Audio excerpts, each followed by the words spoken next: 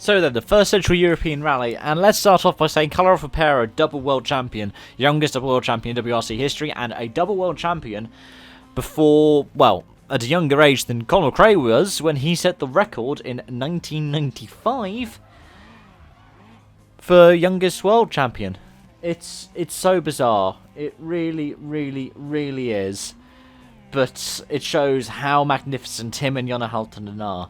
He said this was a more important win than the first title for him because he had a lot more competition, and he did. And let's just talk about what happened to Elfyn Evans. It's new tarmac rallies, bollocks, because the same thing happened in Monza. It was just one mistake that cost him the title there. And obviously there's more than just one mistake over the course of the season for poor Elfyn, and sometimes it's things out of his hands. But he managed to make up for it a bit with the Power Stage win. That does mean that when it comes to the standings now, that after this event, he's 7 points clear of Neville going into Japan, so it'll be interesting to see who gets the runner-up. And both of them have gotten so many runners-up in the standings now. It's they could both be the claims for some of the best almost champions in WRC history. Up there with the likes of Hirvonen and Latvala, to be honest. Yeah, just well done by them. And then let's go from there to talk about some of the other results. Yeah, Neville getting the win.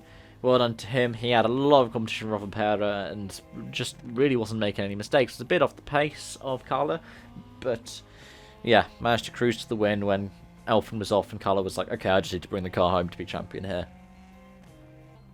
Elsewhere, Tanak had all sorts of different issues. He's going to probably be looking forward to going back to Hyundai next season. I mean, you could see when he won in Chile last time out, he was so muted about it. Yeah, Ogier, all kinds of different issues for him as well. Managed to get into the groove of things by the end of the event, and just off the podium. Well done by Taka Katsuta to keep it on the road too. He had a couple of scares. Teemu Sininen, 6th place, 3 minutes off of his teammate, but the only other Hyundai to make it to the end because of Esa-Pekka Lappi's high-speed exit.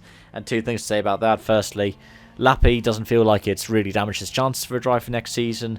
I hope that it shows that he does still have the pace and he can still do well, but he just needs to eke out these mistakes because whilst it was in the middle of day one last time out, it was the final quarter of stage one. So he just needs to be better and do better with some of these mistakes. Greg Wildman coming home in 7th shows that he was able to broadly keep it clean, and he's doing well and gaining experience in that Rally 1 car. But yeah, with Lappi's crash, no spectators should not have been on the outside there. I've seen people on social media going, oh wow, look at the cameraman immortality or whatever. No, that's the reason why Stage 6 got cancelled. We need to be more respectable. There were a lot of complaints about spectator safety, and we see stages cancelled all the time for it, and it's the rallies that we've seen in Central Europe that have been some of the worst for it, to be honest. It's why Rally Poland went off the WRC calendar after 2017, because you had people who would sometimes just run out into the middle of the stage line under the jump to get the best shot. It's why Hungary, part of the reason why Hungary got booted out of international WRC or international rallying, sorry, should I say, competition for a couple of years because they got a red card because of how bad it was. And now we see it with the CER.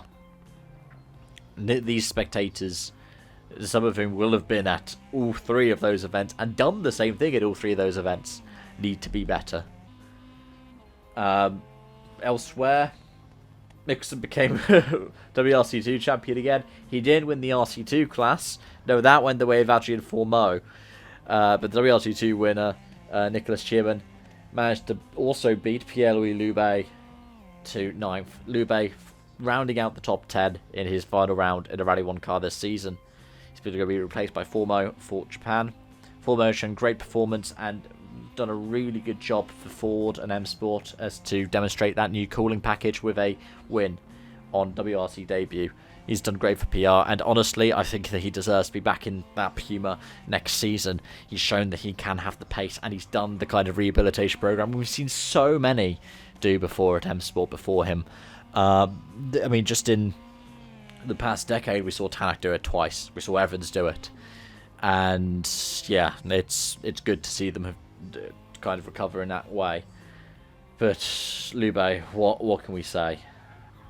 Couple of mistakes, and the most high profile one was today, where he broke the drive shaft after an off, and yeah, dropped behind 2 Rally 2 cars. It shows how good Fulmo's doing, and how much better Fulmo has been doing. But it also shows the issues that poor Pierre-Louis has been having this weekend. But yeah, that's a lot of my faults for this event.